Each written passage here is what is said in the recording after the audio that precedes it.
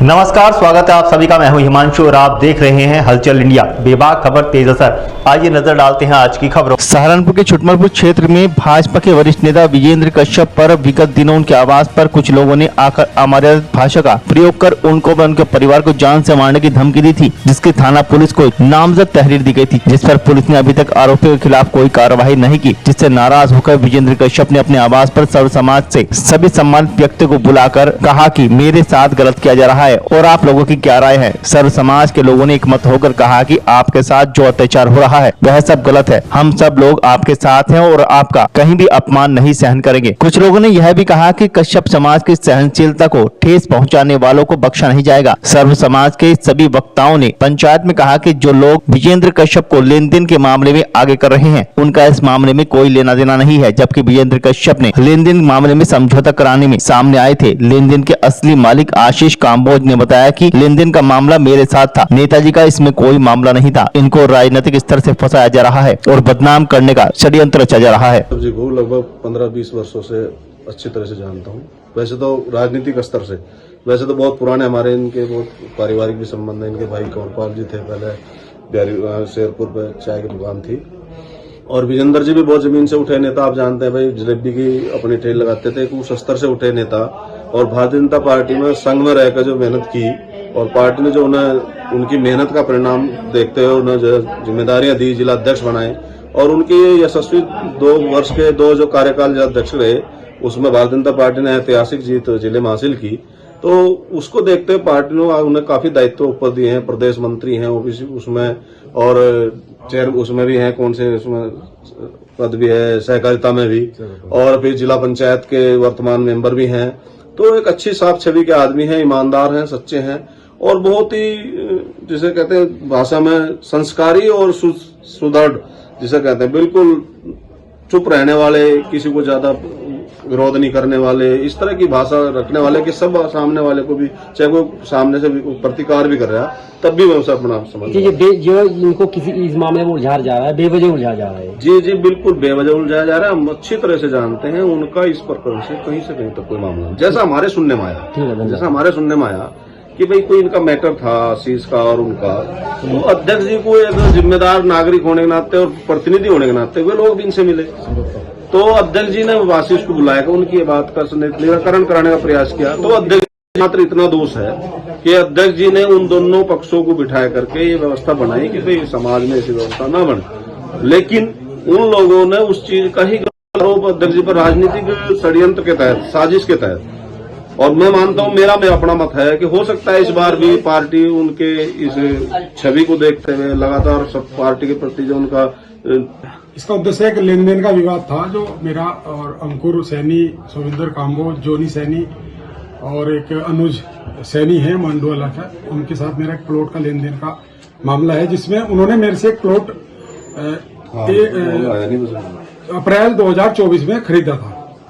उसमें उन्होंने जो हमारे बीच में बैठ के एक रसीदनामा लिखा गया था, उसमें 31/10/2024 का एक समय निर्धारित किया गया था फाइनल। उस एवज में उन्होंने मुझे एक 25% का अमाउंट भी दिया था, वो हमारा लिखित में लिखा हुआ है सब कुछ। उसके बाद जब 31/10/2024 समय पास आने लगा तो मेरे द्वारा उनको फोन करके जानकारी दी गई कि भाई आपका प्लॉट का समय आ गया है, आप प्लॉट का बैनामा करा लो। वो मेरे पास आए, उन्होंने 1 महीने तक आनाकानी इधर उधर की बातें घुमाते रहे। मैंने कोई बात नहीं, आपका एक मतलब 5-7 दिन ऊपर चलते हैं, कोई दिक्कत वाली बात नहीं होती। उसके बाद उन्होंने एक दिन आके मुझे स्पष्ट मना कर दिया कि हमारा प्लॉट लेने का बजट नहीं है और जो ये हमारे प्लॉट है आप इन्हें कैंसिल करके हमारा जो अमाउंट हमने दिया है उसको हमें वापस कर देना। तो बैठ के हमारी बात होगी, मैंने उन्हें बोला भाई चलो ठीक है, ये प्लॉट मैं बेच के आगे आपको ये पैसे आपके वापस कर दूंगा। उसके बाद वो मुझे हर हफ्ते तंग करने लगे। मेरे ऑफिस पे धावा बोला, उन्होंने 10-15 लड़कों को लेके पहुंचे। मैंने फिर भी कोई चीज नहीं बोली उनको। मैंने यही कहा, मैं आपके मैं पैसे दूंगा, प्लॉट में बेचने की कोशिश कर रहा हूँ, बेचा नहीं है मैंने। उसके बाद वो दिसंबर के अंत में हमारे जो आदरणीय विजेंद्र कश्यप जी हैं, पूर्व जिलाध्यक्ष हैं, उनके पास पहुंचते हैं एक दिन और उनके पास जाके वो कहते हैं कि हमारा एक लेन देन का विवाद है आशीष जी के साथ। उन्होंने उनके सामने अपना पूरा रखा, अपना पक्ष रखा। तो अध्यक्ष जी ने, विजेंद्र कश्यप जी ने मुझे अपने आवास पे उसी टाइम बुला लिया। मैं आवास पे पहुंचा। पहुंचने के बाद उन्हें पूरे मामले से मैंने उस टाइम अवगत कराया। अवगत कराने के बाद हमारा आदरणीय विजेंद्र कश्यप जी ने बैठ के सामाजिक व्यवस्था को देखते हुए एक समझौता करा दिया, जिसमें यह तय हुआ कि आप इनके प्लॉट के पैसे जो वापस करेंगे उसमें एक तारीख रख लेते हैं। उसमें 30 तारीख अप्रैल महीना 2025 का समय तय हुआ। उस बीच में उसमें एक चीज ये तय होगी कि कुछ अमाउंट आप थोड़ा थोड़ा करके जो भी आपका बने आप इनको बीच में भी दे देना। मैंने अध्यक्ष जी की बात का पूरा सम्मान रखा। उसमें मैंने मेरे द्वारा अभी आज तक की तारीख तक 16 फरवरी तक 8 लाख रुपए मेरे द्वारा वापस भी कर दिए गए।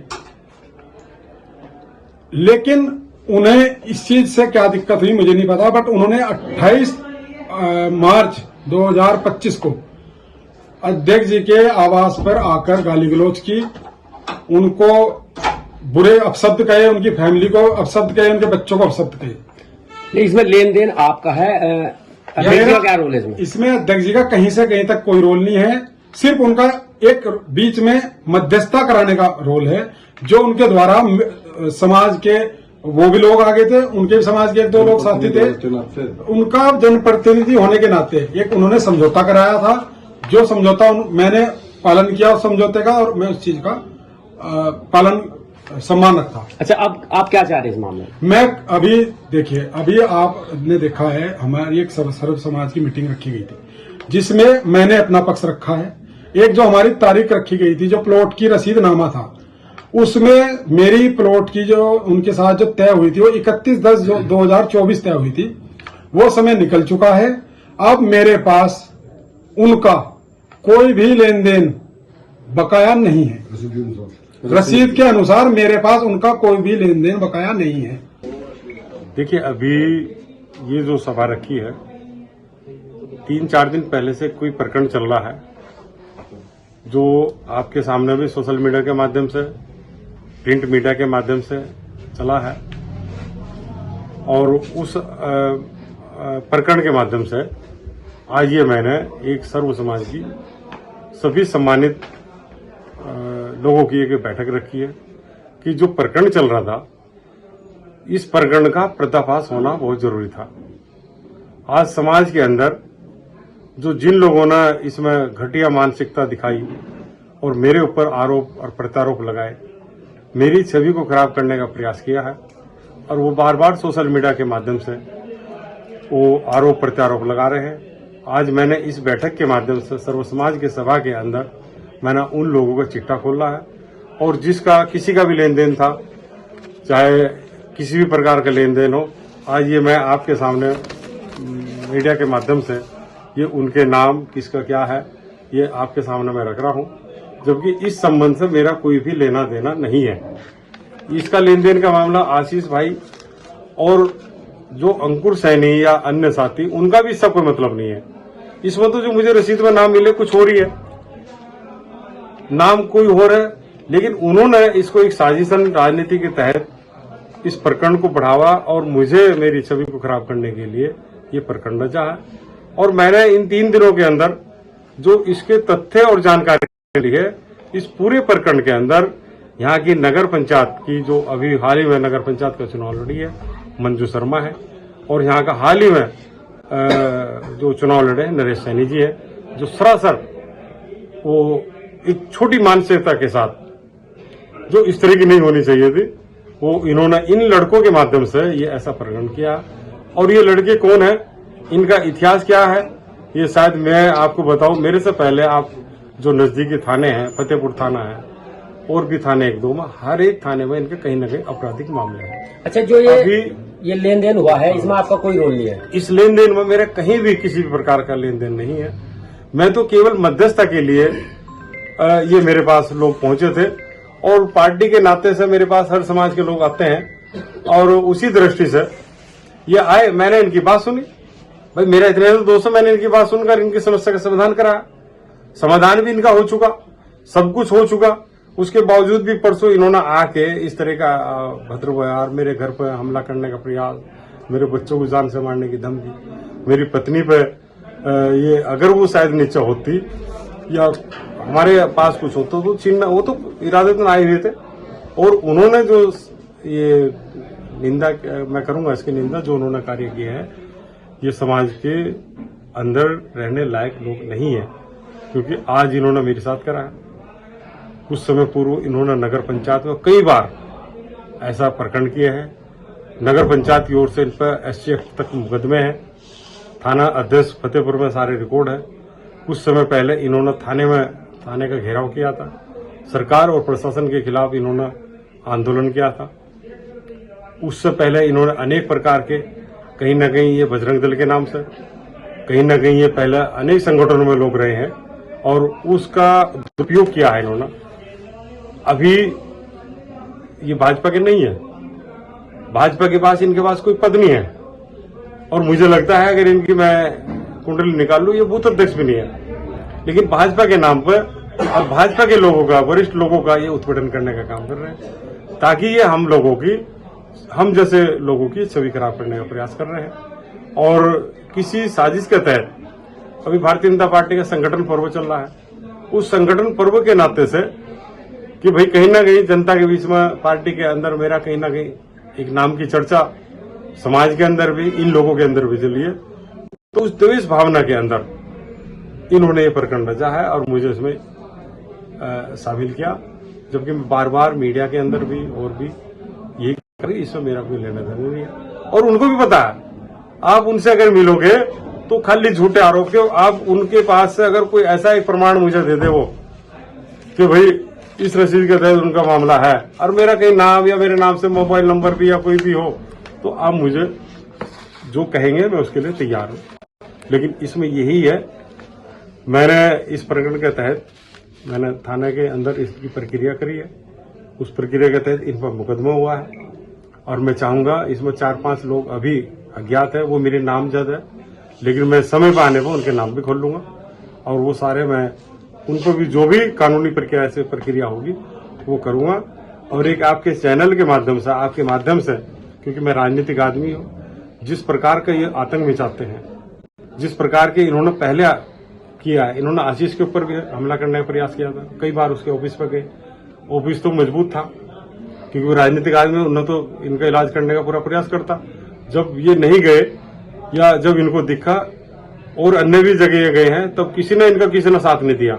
ये तो मैं एक पार्टी के नाते से मेरे पास है कि चलो यार अध्यक्ष जी है हमारे, और मैंने उस दृष्टि से इनका मान सम्मान का काम करने का किया।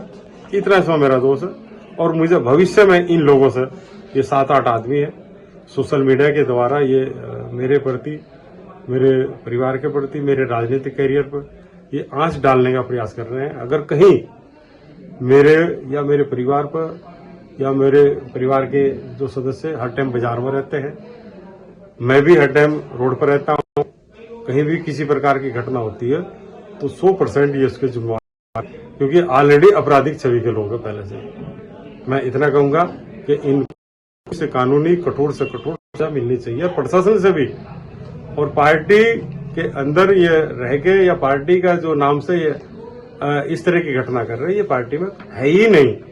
और मैंने अपना पार्टी के अंदर मेरा पूरा इतिहास है, मेरी पूरी पार्टी के अंदर मेरी कुंडली है। आप अगर कहीं भी अगर मैं इस प्रकार का होता तो आज मैं यहाँ तक नहीं पहुंचता, और आज ये लोग आज तक ना तो बूथ अध्यक्ष बने ये ना पार्टी के, क्योंकि इनका उगाई का अवैध धंधों में, अवैध कामों में ये लिप्त है और यही चाहा इन्होंने कि पहले तो आशीष को दबाने का। वक्त हो चला है आपसे विदा लेने का। कल फिर होंगे हाजिर कुछ नई और ताज़ा खबरों के साथ। तब तक के लिए दीजिए हमें इजाजत। नमस्कार। हमारे YouTube और Facebook चैनल को फॉलो और सब्सक्राइब करना ना भूलें।